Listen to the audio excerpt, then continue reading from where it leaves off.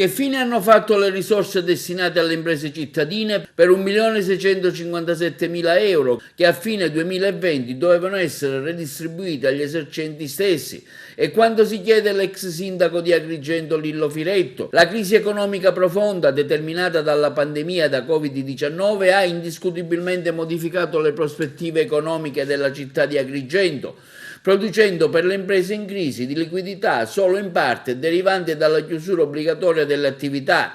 Diverse per Firetto sono stati i settori produttivi in profonda difficoltà, in conseguenza del lento riavvio produttivo e commerciale, ancora lontano dall'essere pieno e minimamente sufficiente. Il Covid-19, la sua pandemia e il blocco economico delle attività avranno effetti rilevanti sulle tendenze economiche in atto nella città, con conseguente necessaria correzione dell'attività economica a partire dal settore trasporti, turismo e commercio. In questa direzione si chiede l'ex sindaco Firetto. Ci domandiamo che fine hanno fatto le risorse che con Agenda Urbana avevamo destinato alle attività produttive della città.